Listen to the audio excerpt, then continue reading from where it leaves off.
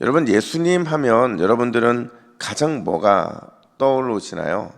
아마 예수님 하면 여러분들은 인자하고 또 환하게 웃어주시고 늘 사랑 넘치시는 그런 모습이거나, 아니면 우리 죄 때문에 십자가를 지고 담대히 고난의 길을 가시는 그 예수님이 그려지실 것입니다. 근데 여러분, 잘 아시는 것처럼 오늘 본문은요, 성경에서 유일하게 예수님의 분노하는 장면, 뜻밖의 모습을 보여주고 있는데, 지금까지가 우리가 알고 있던 그런 예수님 모습은 아니죠. 어떤 모습이냐? 우리 15절 말씀 한번 볼까요? 15절입니다. 함께 읽습니다. 노끈으로 채찍을 만드사 양이나 소를 다 성전에서 내쫓으시고 돈 바꾸는 사람들의 돈을 쏟으시며 상을 엎으시고. 여러분, 동사만 보시면요, 예수님께서 채찍을 만드셨다 이렇게 말씀을 하세요. 동물들을 내쫓으셨다고 말씀하시고 또 사람들의 상을 엎어버리셨다 이렇게 말씀을 하시죠. 굉장히 과격한 예수님의 모습을 보여주는데, 어떻게 보면 이성을 잃은 사람처럼 그렇게 폭력을 행사하시는 예수님의 모습이 그려지고 있어요. 그게 어디예요? 성전이죠. 하나님의 거룩한 성전에서 예수님의 특별한 모습이 오늘 본문에 등장하고 있는 거예요. 이렇게 예수님께서 과격한 행동을 하신 이유에 대해서 14절은 뭐라고 말하느냐? 성전에서 소와 양과 비둘기 파는 사람들과 돈 바꾸는 사람들이 앉아있는 곳을 보셨다 이렇게 말씀을 하셔요. 보셨기 때문에 이런 과격한 행동을 하셨는데, 여러분, 뭘 보셨기에 예수님이 이렇게 과격한 행동을 하시느냐? 소와 양과 비둘기 파는 사람들과 돈 바꾸는 사람들이 앉아있다는 그 그냥 외형적인 모습이 아니라 그들의 속마음을 아신 거예요.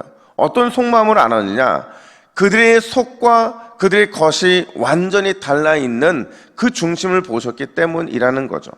물론 그 당시의 사람들의 입장에서는 이게 충분히 이해가 되는 문제예요. 왜냐하면 여러분, 하나님이 원하시는 재물은 어떤 재물이에요?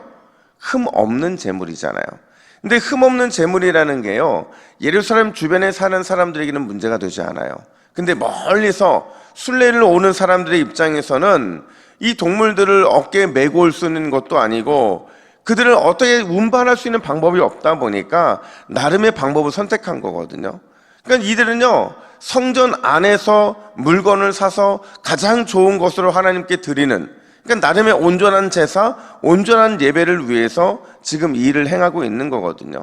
근데 이게 왜 문제가 되는 걸까? 왜 예수님은 이런 그들의 의도도 이해하지 못하신 채 이렇게 과격한 행동을 하고 있는 것일까? 여러분, 여기에는요, 두 가지 이유가 있어요. 첫 번째로요, 그들이 놓치고 있는 게 뭐냐면 하나님이 형식보다 중심을 더 기뻐하신다라는 사실을 그들은 놓치고 있는 거예요. 여러분, 한번 생각해 보세요. 형식이 중요합니까? 중심이 중요합니까? 그렇죠? 둘 다 중요해요. 둘 다 중요한데 형식도 중요하고 중심도 중요하죠. 하나님은 온전한 과정과 형식을 너무나 사랑하시고 그 중심과 동기 역시도 하나님은 사랑하세요. 근데 문제는 뭐냐면 우리의 삶이 항상 어떤 우선순위를 요구한다는 거예요. 만약 그 우선순위의 관점에서 본다고 한다면 하나님께 예배하는 것은 형식이 더 중요합니까? 아니면 중심이 더 중요합니까? 당연히 중심이 중요한 겁니다. 우리의 속마음이 중요한 거죠. 따라서 중심과 마음의 논리로 본다고 한다면 성전에서 매매하는 자들과 환전하는 자들은 굉장히 큰 걸 놓치고 있는 거죠. 왜냐면요, 그들의 의도는 좋았어요. 근데 결과적으로 이 좋았던 의도가 누구의 배만 불리게 했느냐? 제사장들과 상인들의 배만 불리게 했던 거죠. 그러니까 인간의 욕심이 선한 의도 속에 들어가 있다 보니까 그게 선한 의도는 사라져버리고 인간의 욕심만 남게 되더라는 거죠. 자기의 이익을 추구하고 결국에는 겉으로는 거룩한 예배를 드리는 게 목적인 것 같지만 실제로는 그게 아닌 모습을 너무나도 많이 드러내게 되었다라는 겁니다. 그리고 그게 바로 예수님의 눈에 보이게 되었다라는 거죠.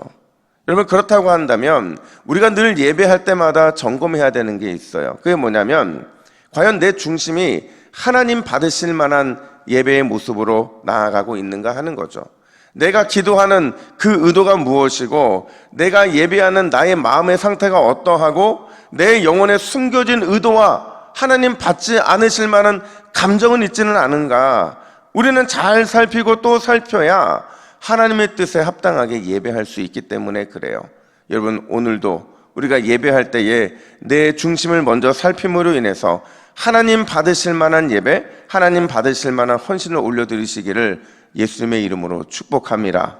두 번째로, 여러분, 하나님의 뭐라고 말씀하시느냐, 오늘 이 장면을 통해 예수님은요, 내 자신, 너 자신이 성전이 되는 일에 힘쓰라고 말씀을 하고 계세요.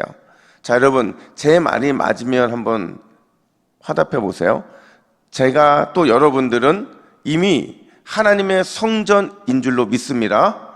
그러니까 건물이라는 이 구조 속에서 성전이 아니고요, 그냥 살아있는 우리가 하나님의 성전이라는 거예요. 구약시대에는요, 하나님께서 따로 예배하는 장소를 정하셨어요. 그리고 그곳에 하나님이 임재하셨죠. 하나님은 그곳에서 우리를 예배하게 하셨어요. 왜 하나님은 구약시대에 따로 장소를 구별하셨을까요? 그 이유는요, 우리가 죄인이기 때문에 그래요. 죄인인 우리가 거룩한 하나님을 만날 수 없기 때문에 하나님이 정해진 때에 정해진 장소에서 하나님을 만날 수 있도록 그 장소가 정해져 버린 거예요. 근데 신약시대, 지금은요, 우리 자신이 하나님이 임재하는 현장이에요. 내 속사람이 하나님을 만나는 장소라는 거죠. 따라서 우리는 날마다 내 자신을 거룩한 예배를 위한 산제물로 드리는 일에 힘써야 한다는 거예요. 제물이 없어요. 제사는 드리는데 내 자신이 산제물이 되어야 되는 제물이 없으면 그 예물을 하나님이 어떻게 받으시겠냐는 거죠. 오늘 본문에서 성전을 척결한 모습을 본 사람들이요, 예수님께 뭘 요청하냐면 18절 말씀을 보세요. 우리 18절 말씀을 같이 읽습니다. 시작. 내가 이런 일을 행하니 무슨 표적을 우리에게 보이겠느냐. 무슨 말이냐면 당신이 어떤 권세로 일을 행하는지 말하라는 거예요. 그죠? 예수님이 뭐라고 대답하냐면 19절 보니까 너희가 이 성전을 헐라 내가 사흘 동안에 일으키리라, 이렇게 대답을 하세요. 근데 이게요, 그 당시 사람들 뿐만 아니라 오늘 본문에 보니까 예수님의 제자들도 알지 못했다고 그래요. 근데 언제 알게 됐느냐? 예수님이 죽으시고 부활하신 이후에 깨닫게 된 거죠. 그래서 21절에 보니까 예수는 성전된 자기 육체를 가리켜 말씀하신 것이라, 이렇게 말씀을 해요. 무슨 말이냐면 예수님이 성전이 되실 것과 그리고 그분을 믿는 우리가 하나님의 거룩한 성전이 될 것을 말씀하고 계셨다라는 거죠.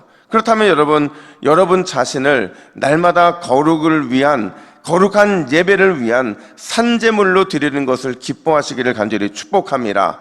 그냥 산제물이 아니고요, 내 입술의 산제물, 내 마음의 산제물, 나의 행동과 내 모든 것이 하나님 받으실 만한 거룩한 산제물로 되어서 드려지는 것, 우리 하나님이 그걸 원하시고 그걸 기쁘게 받으시겠다라는 거예요. 최근에 제가 어떤 목사님을 만나서 교제를 하는데요, 이 목사님이 갑자기 뜬금없이 저한테 이렇게 묻는 거예요. 목사님, 요즘에 얼마나 기도응답 받으세요? 근데 이런 질문을 받으면 갑자기 이런 질문 받으면 되게 난감하잖아요.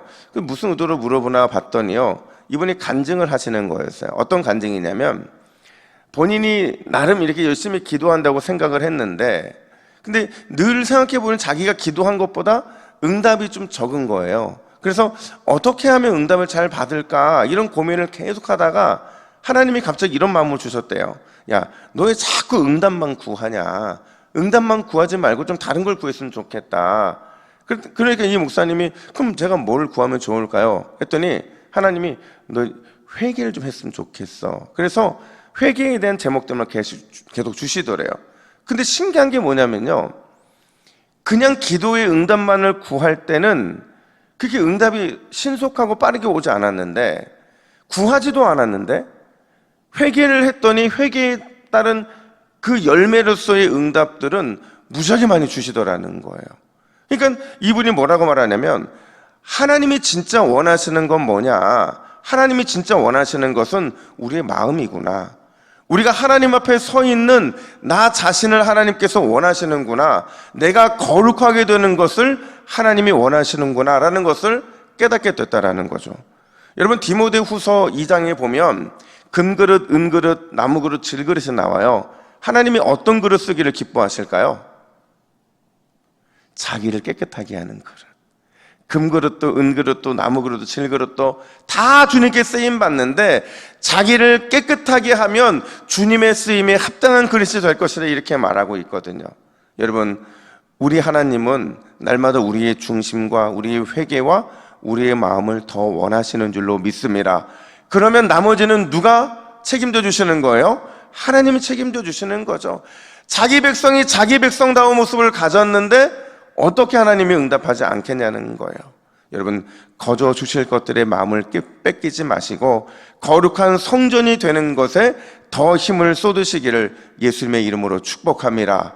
그러면 하나님이 받으실 만한 예배, 하나님이 받으실 만한 오늘 하루의 은혜가 우리에게 임하게 될 줄로 믿습니다. 우리 화면 보시고 함께 기도의 제목을 같이 읽습니다. 시작. 주여, 중심을 살피시는 하나님을 잊지 않게 하옵소서. 내가 성전인 것을 기억하고 오늘도 나를 거룩한 산제물로 하나님께 드리게 하옵소서. 아멘. 함께 기도하겠습니다. 하나님 아버지, 오늘 이 새벽에 우리의 중심을 살피기를 간절히 원합니다. 내가 과연 하나님 받으실 만한 거룩한 산제물로 이 자리에 있는지 오늘 내 자신을 점검하게 하여 주시고, 하나님 받으실 만한 거룩한 산제물이 되어서 하나님 앞에 내 중심과 나의 회개와 나의 연약한 마음을 올려드리는 이 새벽이 될 수 있도록 역사하여 주시옵소서. 감사드리며 예수님의 이름으로 기도하옵나이다. 아멘.